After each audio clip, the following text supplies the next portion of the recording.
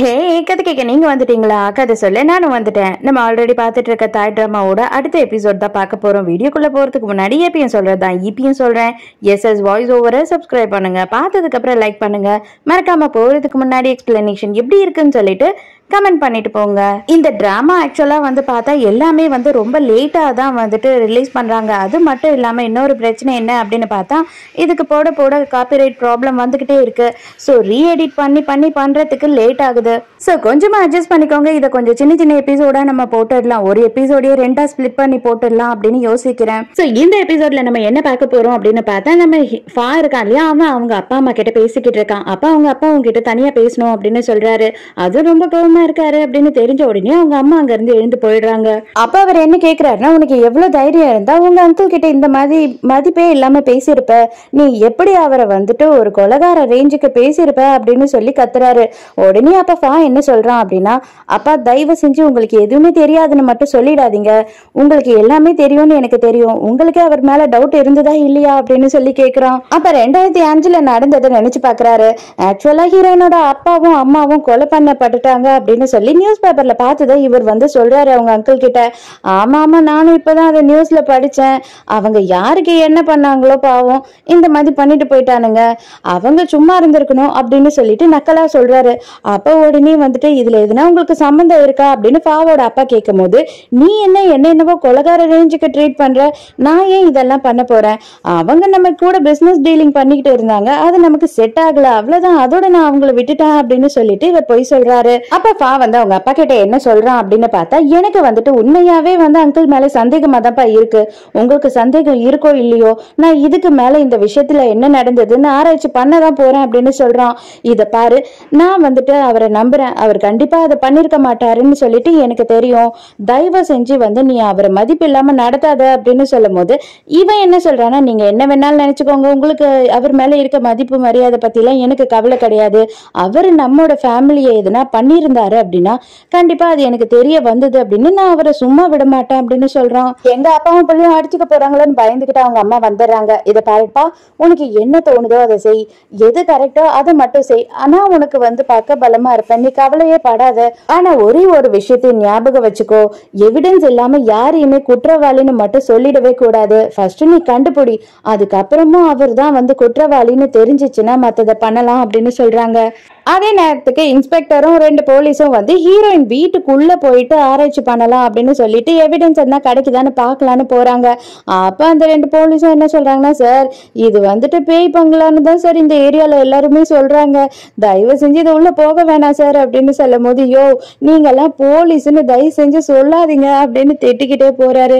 இவங்க எல்லாம் உள்ள நுழையறதுக்கு முன்னாடியே இந்த பட்லர் லேடி என்ன பண்றாங்களா, சேனை வந்து காலி பண்ணி அனுப்பிட்டு அந்த வீட்டையே சுத்தமா வந்து கிளீன் பண்ணிடுறாங்க. ஹீரோவோட அம்மா கிட்டயும் வந்துட்டு சொல்லிடுறாங்க, நீங்க கவலைப்படாதீங்க, நான் ஃபுல்லா எல்லாம் கிளீன் பண்ணிட்டேன் அப்படின்னு சொல்லி. இங்க ஃபுல்லா வந்து தேடியுமே எதுவுமே கிடைக்கல. ஆனா கிச்சன் உள்ள என்ன ஆகுது அப்படின்னு பார்த்தா, இந்த வேஸ்டேஜ் எல்லாம் இருக்கு இல்லையா, அதாவது வந்துட்டு காய்கறி வேஸ்டேஜ், ஃப்ரூட்டோட வேஸ்டேஜ், அது எல்லாத்தையும் போட்டு ஒரு இடத்துல கிரைண்ட் பண்ணுவாங்க.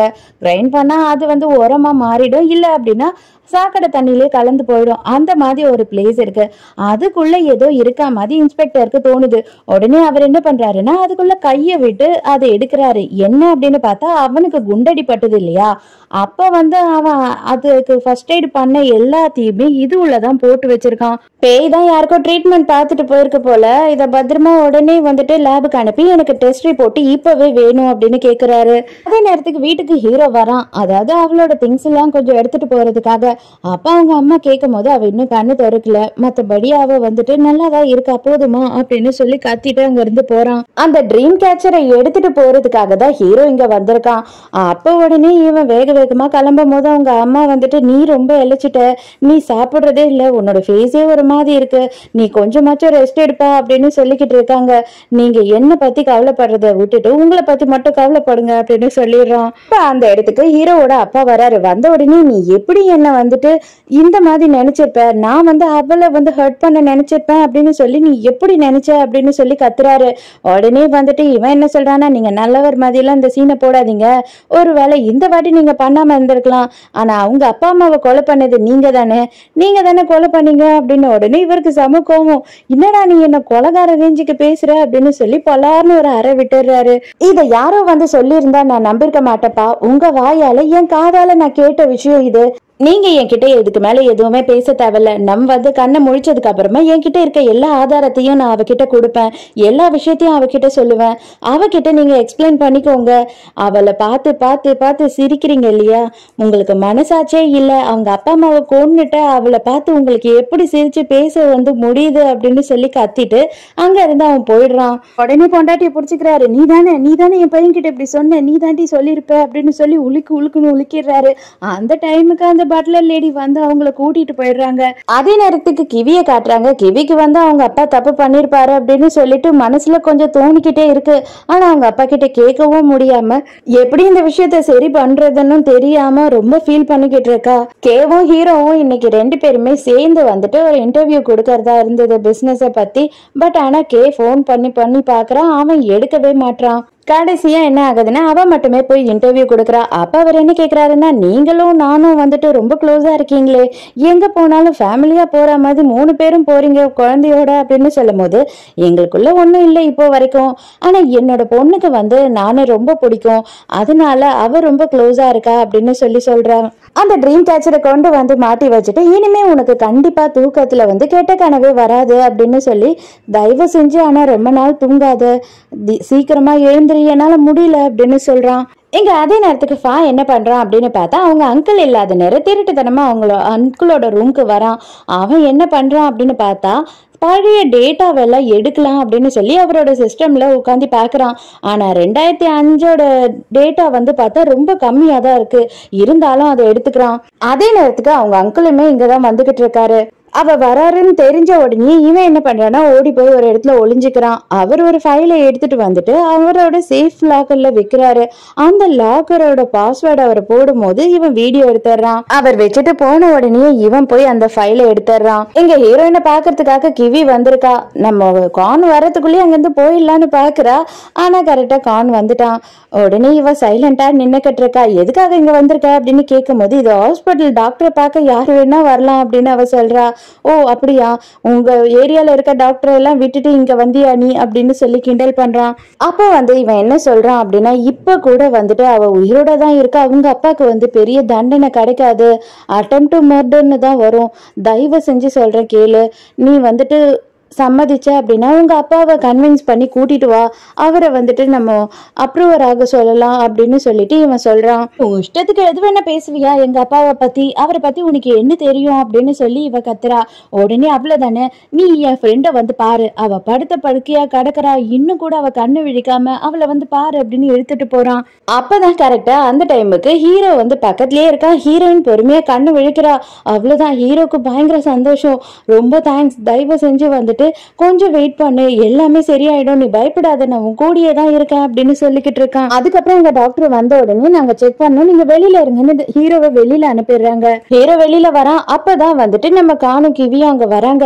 அவ்வளவுதான், இவனை பார்த்த உடனே இவன் பயந்துடுறான், என்ன ஆச்சுன்னு உடனே. அப்ப ஹீரோ சிரிக்கிறான். அவ கண்ணு விழிச்சுட்டா அப்படின்னு உடனே கானுக்கு பயங்கர சந்தோஷம். 2 பேருமே வந்து கட்டி பிடிச்சு அழ ஆரம்பிச்சிடுறாங்க. அப்ப கிவி என்ன சொல்றான்னா, அவன் நல்லபடியா குணமாயிடுவான், நீங்க பாத்துக்கோங்க, நான் கிளம்புறேன் அப்படின்னு சொல்லிட்டு கிளம்புறா. அவ்வளவுதான், கான் பின்னாடியே ஓடுறான். நீ வந்துட்டு வயசானவ கிடையாது, தயவு செஞ்சு கொஞ்சம் திங்க் பண்ணி பாரு, நான் சொன்ன எல்லாமே உனக்கு புரியும் அப்படின்னு சொல்லி இவளை எப்படியாவது கன்வின்ஸ் பண்ண வைக்கணும் அப்படின்னு சொல்லி இவன் நினைக்கிறான். ஆனா இவ வந்துட்டு எப்படிடா நம்ம அப்பாவையே ஜெயில புடிச்சு கொடுக்கறதுன்னு இவன் நினைக்கிறா. அதாவது ஃபா வந்து எடுத்துட்டு வந்தா இல்லையா சீக்ரெட் லாக்கர்ல இருந்து, அதுல என்ன இருக்கு அப்படின்னு பார்த்தா, எக்கச்சக்கமா நம்ம ஹீரோவோட அப்பா தான் வந்து இவங்க மாமா கிட்ட கடன் வாங்கியிருக்காங்க. அந்த கடனை தான் வந்து இவர் ரொம்ப சீக்கிரட்டா மெயின்டைன் பண்ணிக்கிட்டு இருக்காரு. அதே நேரத்துக்கு ஹாஸ்பிட்டல்ல காட்டுறாங்க. ஹீரோயின் வந்து இப்பதான் ஹீரோ கிட்ட பேசிக்கிட்டு இருக்கா. அப்பா அவ என்ன கேக்குறானா, கான் நல்லா இருக்கானா அப்படின்னும் போது, ஏதோ இங்கேயேதான் நின்றுட்டு இருக்கான் பாரு அப்படின்னு சொல்றாங்க. அப்போ உடனே சரி ஃபாக்கு என்ன ஆச்சு, யாருக்கும் ஒன்னும் ஆகலல்ல அப்படின்னும் போது, எல்லாரும் நல்லா இருக்காங்க, நீ தயவு செஞ்சு கொஞ்ச நேரம் ரெஸ்ட் எடு, நீ ரொம்ப பேசாத, இப்பதான் நீ கண்ணு முழிச்சிருக்க அப்படின்னு சொல்லிட்டு இருக்காங்க. அப்ப ஹீரோ கிட்ட என்ன சொல்றான்னா, நான் திரும்பவும் வந்துட்டு கண்ணு முழிச்சு உன்னை பார்ப்பனா இல்லையா அப்படின்னு எனக்கு தெரியாம போயிடுச்சு. எனக்கு ரொம்ப சந்தோஷமா இருக்கு, நான் உன்னை பார்த்துட்டேன். ஆனா நீ ரொம்ப கேவலமா இருக்க பாக்குறதுக்கு அப்படின்னு சொல்றா. அதுக்குதான் கான் என்ன சொல்றான்னா, ஆமா என்ன பண்றது, அவர் சாப்பிட்றதும் இல்ல தூங்குறதும் இல்ல, ஹாஸ்பிட்டலை விட்டு நவர கூட கிடையாது, அதனாலதான் அப்படி இருக்காரு அப்படின்னு சொல்றான். ப்ளீஸ் நீ போய் ரெஸ்ட் எடு அப்படின்னு சொல்லும் போது, இப்போதைக்கு ரெஸ்ட் எடுக்க வேண்டியது நீ தான், ஃபர்ஸ்ட் நீ ரெஸ்ட் எடு, நீ சும்மா பேசிக்கிட்டே இருக்காத அப்படின்னு இவன் திட்டுறான். இப்ப கிவியோட அப்பா வந்து எப்படி கானை கொல்றது அப்படின்னு திங்க் பண்ணிக்கிட்டு இருக்காரு. ரூம்ல இருந்து வெளியில வந்த உடனே கான் வந்து ஹீரோ கிட்ட கேக்குறான், அந்த கொலைகாரனை பத்தி, அதாவது சுட்டவனை பத்தி எதனா நியூஸ் கிடைச்சதா, எதனா லீட் கிடைச்சதா அப்படின்னு கேட்கும் போது, எந்த ஒரு எவிடன்ஸுமே இப்போதைக்கு கிடைக்கல, அவன் யாருன்னு இன்னும் தெரியல அப்படின்னு சொல்லும் போது இவனுக்கு வந்து என்ன பண்றதுன்னே புரியல, நம்ம சொல்லலாமா வேணாமான்னு பயங்கர குழப்பத்துல இருக்கான்.